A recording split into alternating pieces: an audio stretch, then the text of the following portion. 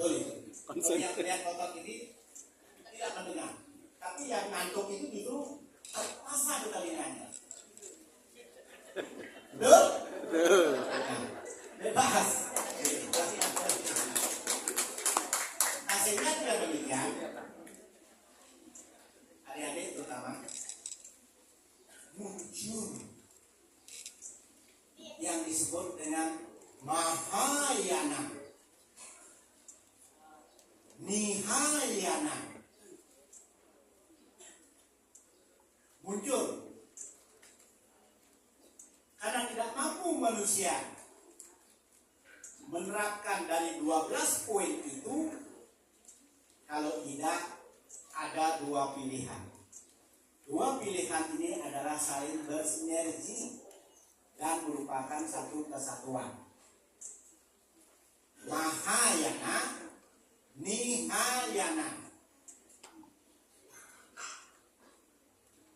Jadi nanti terutama guru-gurunya ini, yang mana disebut dengan Mahayana, yang dimana disebut dengan Nihayana. Dalam kehidupan ada tinggal dua pilihan. Mau kiri boleh, mau kanan boleh, tetapi antara tangan kiri, tangan kanan harus menyatu. Betul? Anda tidak boleh berjalan sendiri-sendiri.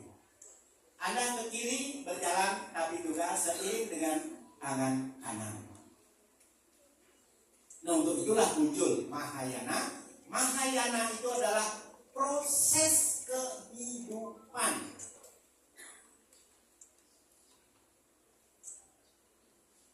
Mahayana itu adalah proses kehidupan. Sedangkan Nihayana adalah hidup menuju Tuhan.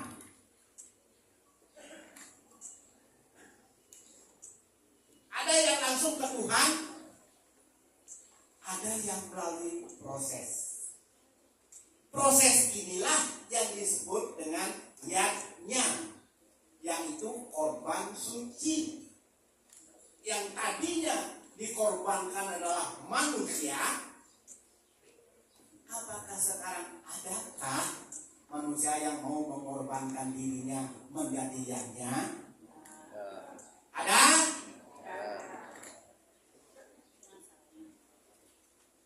Yang kedua, Nihayana menuju Tuhan.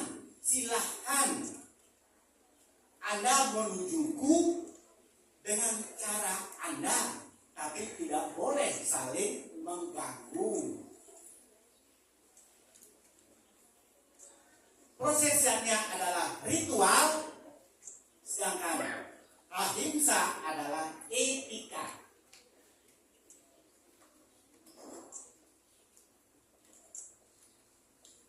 Etika.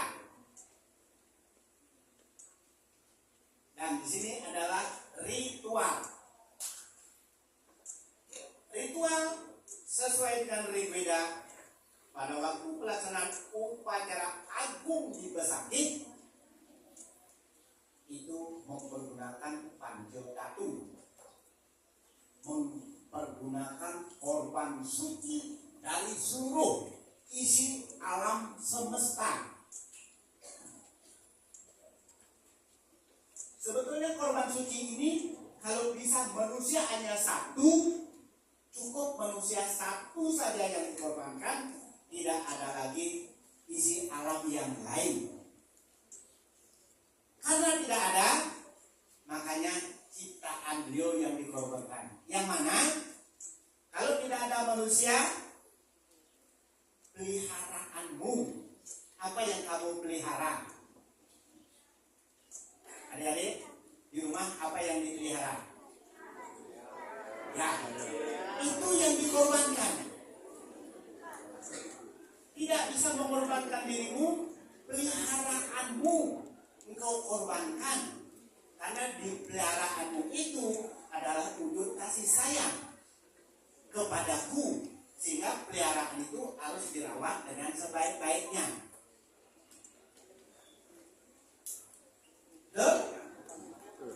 Kalau yang menuju kepada Nihayana,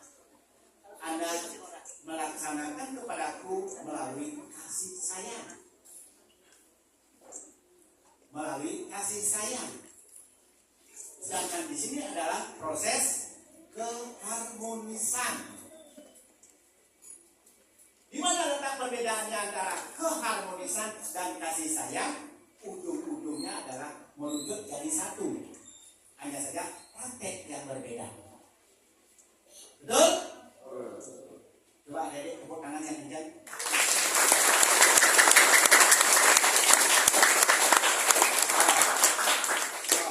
Tepuk tangan yang lebih keras.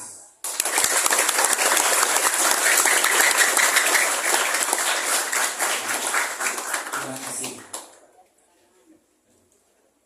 Yang menggarisbawahi lagi urunan daripada Ayurveda 10 ini 10 supaya Anda mengerti proses kehidupan.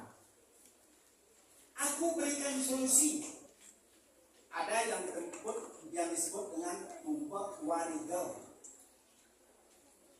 Tumpak warigel. Ada disebut dengan tumpak uye. Betul itu tadi? Betul? Tumpak warigel itu Anda harus pelihara untuk kebutuhan hidup Anda. Aku juga memberikan roh. Apakah tumbuh-tumbuhan mempunyai roh? Ya. Apakah mempunyai tenaga? Ya. Hanya tidak punya pikiran. Karena engkau manusia, aku akan mempunyai bayu sadok hidup. Engkaulah yang mengatur alam semesta ini. Aku serahkan sepenuhnya. Silahkan. Maka rawat pohon ini dengan sebaik-baiknya. Sebagai apa? Sebagai untuk kebutuhan hidup Anda. Siapa yang tidak merawat pohon, kita tidak bisa hidup. Betul? Rawatlah binatang dengan sebaik-baiknya. Apa yang ada? Rawat dengan sebaik-baiknya. Itu kita persembahkan demi binatang kita rawat untuk kebutuhan kita. Kita makan beliau, hanya kita bisa sehat. Berarti beliau bisa meningkatkan energi daripada manusia. Di situ masuk ekosistem. Ekosistem. Sehingga dengan demikian, apa sih korelasinya antara Caru dan Ahimsa? Caru dan Ahimsa letak perbedaannya adalah Caru adalah ritual yajna, sedangkan Ahimsa adalah etika. Etika di dalam kehidupan.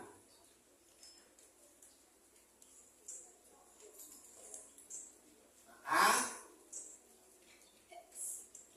garis bawahi dalam Ayurveda 10.92 itu, kalau Anda ingin harmonis, hidup tenang, laksanakanlah korban suci. Laksanakanlah korban suci. Karena itu adalah engkau menyayangi ciptaanku.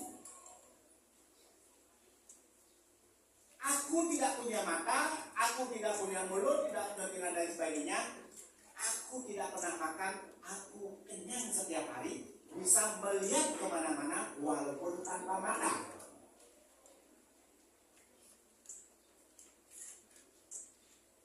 Nah, terkait dengan itu, inilah yang disebut dengan kearifan lokal. Jelas ya? Kearifan lokal yang khusus dilaksanakan bagi umat Hindu di Bali yang mengikut adalah Siwa Siddhanta. Ini. Sedangkan di India Mahatma Gandhi mengikuti ajaran Ahimsa, tidak boleh membunuh, tidak boleh menggunakan daging dan darah. Sehingga korelasinya sama-sama menuju kepada Tuhan. Tapi prosesnya berbeda. ahimsa dengan jarum, dengan korban suci, arahnya sama-sama bagaimana mengharmoniskan kehidupan. Ahimsa dalam arti bukan dikaitkan dengan tidak membunuh, tapi tidak boleh menyakiti. Ahimsa tidak boleh membunuh, tetapi aturannya tidak boleh menyakiti, tidak boleh menyiksa. Membunuh boleh kalau untuk kebutuhan hidup, untuk yaknya. Contoh, apakah setiap hari kita tidak melakukan pembunuhan? Coba kita cek semuanya. Adik, kita memetik kembang. Ya, kita memetik kembang. Salah satu tradisi kalau yang ada di Bali, pada saat kita akan memetik padi, apa namanya itu, memotong padi, sebelumnya itu kita berdoa. Betul? Berdoa. Padi yang nanti kita petik agar menjadi kebutuhan, akan meningkatkan. Satu butir padi menjadi berton-ton. Bayangkan, satu butir padi akan meningkat menjadi berkilo-kilo, berton-ton, dan lain sebagainya. Menjadi harta kekayaan manusia. Hanya satu butir padi. Dan berikutnya, untuk itulah engkau ciptaanku, kau mengikut ajaranku dengan ahimsa silahkan, engkau mengikuti aku dengan ritual silahkan. Sama-sama aku terima tanpa ada perbedaan.